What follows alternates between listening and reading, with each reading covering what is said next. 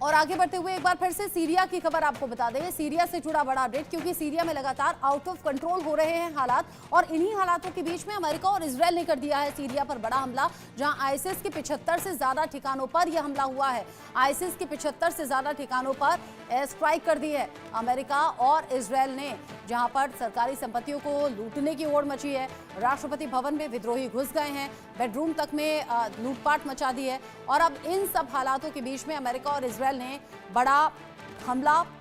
बड़ी air strike की है यहां आईएसआईएस के 75 ठिकानों पर। मेरे साथ इस पर बात करने के लिए सीनियर कुलीग अजय चांडियाल जुड़ गए हैं ज्यादा अपडेट के साथ। अजय, सीरिया में जो हालात हैं वो किसी से छिपे नहीं, अलग अलग तस्वीरें हैं जिनकी लोग बात कर रहे हैं और सोशल मीडिया पर तमाम तस्वीरें हैं जो वायरल हैं। सवाल ये, सीरिया का होगा क्या? सवाल ये कि राष्ट्रपति अपनी फैमिली को लेकर जा चुके हैं बशर अल असद और यहाँ विद्रोहियों ने कब्जा अलग अलग जगहों पर कर लिया है, लेकिन इसी मौके का फायदा उठा लिया अमेरिका और इजरायल ने।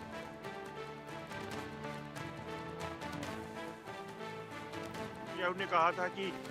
वो जो बॉर्डर उनके साथ बॉर्डर के साथ लगते जो इलाके हैं, लगभग 10 किलोमीटर का इलाका, उसे बफर जोन बना दिया था और कहा था कि जब तक वहां पे एक गवर्नमेंट जो है वो नहीं आ जाती या जब तक यहाँ हालात नहीं जो बेहतर हो जाते तब तक हम अपने बॉर्डर की सुरक्षा के मद्देनजर जो है इस इलाके पर कब्जा रखेंगे। और अब यूएस भी सामने आया और यूएस ने क्लेम किया है कि जहां पर आईएसआईएस के जो ठिकाने थे वहां पर जो है हमला किया है। लगभग 75 के करीब ठिकाने बताए जा रहे हैं और उन ठिकानों पर हमला किया गया है इजराइल और यूएस की तरफ से। अब देखना है कि इसमें क्या कार्रवाइयां आगे निकल कर आते हैं। जिस तरीके से आप देखें तो जब असद वहां से फरार हुए उसके बाद से लगातार इस चीज की चिंता थी कि आखिरकार सीरिया में आगे किस तरह से चीजें अनफोल्ड होंगी और सीरिया में आईएसआईएस का बड़ा पुराना जो है वो दबदबा रहा है और उसी के मद्देनजर जो है ये कार्रवाइयां देखी जा रही हैं। अभी जो कार्रवाइयां हैं वो चल रही हैं अमेरिका की तरफ से या फिर इजराइल की तरफ से। अभी ऑफिशियल कुछ इसमें क्या किया गया है, किस तरह का ये ऑपरेशन है, कितने लोग मारे गए हैं, उस चीज को अभी तक साफ नहीं किया गया है, मगर एक बड़ा ऑपरेशन और इजराइल में लगातार हालात जो हैं वो आगे किस तरफ जाएंगे ये देखना होगा, बड़ा इंटरेस्टिंग रहेगा। जिस तरह की तस्वीरें अभी सामने आ रही हैं और जो विद्रोही अलग अलग जगह विद्रोह में लूटपाट मचा रहे हैं या फिर उत्पात मचा रहे हैं, आम लोग भी उसमें बीच में अपना मौका देख रहे हैं, जिसको जो हाथ में मिला वो उठाकर चलता बना। और अजय, ऐसा लग रहा है कि रिपीट टेलीकास्ट ये बांग्लादेश और श्रीलंका का हम देख रहे हैं इस वक्त सीरिया में। देखिए, बिल्कुल जिस तरीके से विजुअल्स हैं वो अपने आप में बताते हैं कि कैसे जो भीड़ है वो जिसको जो मौका मिल रहा है, क्योंकि इस वक्त हालात वहां पे अनरेस्ट है, लगातार वहां पर विद्रोहियों की और विद्रोहियों की तरफ से अलग अलग इलाकों में हमले चल रहे थे और उसके बीच जब लोगों को लगा है वहां से लोग कहीं पलायन करके चले जा चुके हैं, जो बड़ी बड़ी बिल्डिंग्स हैं, मॉल्स हैं, वहां पर लूटपाट का जो है वो दौर चल रहा है। और लगातार आप देखें तो विजुअल्स अपने आप में बता रहे हैं कि कैसे लोग जो हैं इस पूरा मौके का फायदा उठाने का प्रयास कर रहे हैं। मगर सबसे बड़ी बात यह है कि ये हालात अगले कब तक ये काबू में आएंगे इसे देखना होगा, क्योंकि अब जहां वहां से प्रेसिडेंट असद जो है वो निकल चुके हैं। ऐसे में क्या वापस यहाँ पर कैसे सरकार काबिज की जाएगी, किस तरीके से यूएस इसे आगे करेगा, ये दखल देकर इस चीज को सेटल करने की कोशिश करेगा, वो देखेंगे। क्योंकि ये सिर्फ अभी तक इजराइल की बात नहीं है, इसके साथ साथ अगर ये जो हालात बने हुए हैं और बढ़ के तो जो नेबरिंग कंट्री हैं उनके लिए भी यकीनन एक बड़ी मुसीबत जो है वो बन सकती है। अच्छा अजय, आज जो सीरिया में हालात हैं इसको लेकर चर्चा कुछ इस तरह की भी थी, क्योंकि अमेरिका और इजरायल ने इन हालातों के बीच में ही मौका देकर एयर स्ट्राइक कर दी, आईएसआईएस के 75 ठिकानों को निशाना बनाया। खबरें जब से अनरेस्ट है सीरिया में ये भी सुनने को मिल रही हैं कि इसके पीछे अमेरिका का हाथ है और मिडिल ईस्ट में रूस के असर को कम करने के लिए भी अमेरिका की एक कोशिश है। देखिए, बिल्कुल अगर आप देखें तो शुरू से ही जिस तरीके से रशिया चाहता था वो चीज नहीं हो पाई और कहीं ना कहीं यूएस जो है बड़े लंबे समय से इस चीज में प्रयास कर रहा था कि किसी भी तरीके से रूस के दबदबे को कम किया जाए। तो रशिया के दबदबे को कम करने का जो तरीका था शायद उन्हें यही लगा और उसी चीज में जब अनरेस्ट वहां पे हुई उसके बाद रशिया कहीं ना कहीं बैकफुट पे है और उसी का मौके का फायदा उठाकर आप देखें तो एक तरफ इजराइल हुआ है और दूसरी तरफ जो है वो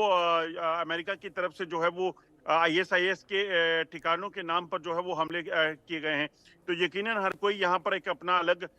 इंटरेस्ट देखकर आगे बढ़ रहा है, मगर ये कब तक चलेगा, कब तक इस तरह से रहता है और रशिया का इस पे आगे क्या रिस्पॉन्स रहता है, ये कहीं ना कहीं देखना होगा। अच्छा, व्लादिमीर पुतिन ने जिस तरीके से राजनीतिक शरण दे दी है बशर अल असद को उनकी अपनी फैमिली के साथ में, इसमें जाहिर सी बात है पुतिन को शायद अपना कोई फायदा दिख रहा होगा, इसीलिए वो ये शरण देने के लिए राजी हुए होंगे। लेकिन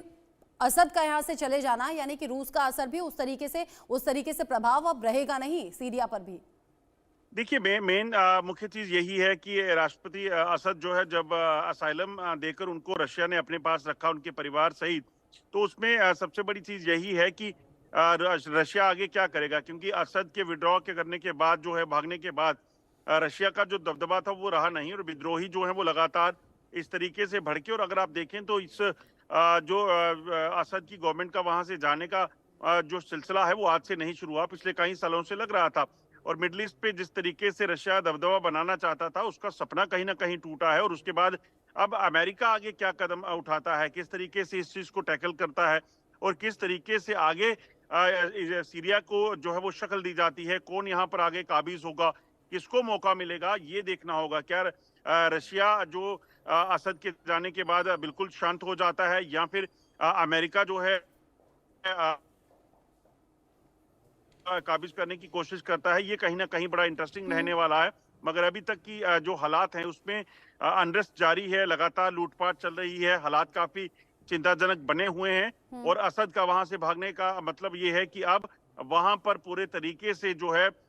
वो हालात जो है वो बिगड़े हुए हैं। तो इससे हालात को काबू करने के लिए भी कहीं ना कहीं किसी को आगे आना पड़ेगा। अब रशिया वापस अपने एफर्ट्स डालता है, या फिर इजराइल एक तरफ से और दूसरी तरफ से अमेरिका जो है साथ मिलकर इसमें कुछ करते हैं, ये बड़ा इंटरेस्टिंग देखने वाली चीज होगी। ठीक है अजय, नजर आप बनाए रखिएगा, आगे जो अपडेट होगा आपके जरिए दर्शकों तक पहुंचाएंगे। सीरिया में जो हालात अभी के बने हुए हैं वो किसी से छिपे नहीं, और अब इन सब मसलों के बीच में सीरिया में आम लोग भी इससे प्रभावित हैं। और जाहिर सी बात है, जब राजनीतिक संकट गहराता है या फिर जब श्रीलंका जैसी चीज़ें, बांग्लादेश जैसी चीज़ें सामने आती हैं, तो उससे आम लोग तो प्रभावित होते हैं, लेकिन देश की व्यवस्था भी चरमराती है। और यही सीरिया में अभी देखने को मिल रहा है। जगह जगह विद्रोहियों का आतंक है। ISIS के 75 ऐसे ठिकाने हैं जहां पर बमबारी की गई है, यानी कि एयर स्ट्राइक की गई है। अमेरिका और इजराइल ने मिलकर ये कार्रवाई की है, और ऐसे में विद्रोहियों का कब्जा लगभग आप तय समझिए। उधर प्रधानमंत्री ने भी न्योता दे दिया विद्रोहियों को कि आइए सरकार बनाइए, मिलकर काम करेंगे, क्योंकि राष्ट्रपति ऑलरेडी देश छोड़कर भाग गए हैं अपनी फैमिली के साथ में। ऐसे में तमाम तस्वीरें सामने आ रही हैं और जो बता रही हैं कि राष्ट्रपति को लेकर लोगों में गुस्सा था, और राष्ट्रपति भवन में जिस तरीके से लूटपाट मची है वो भी बता रही है कि ये नाराजगी लंबे वक्त की थी।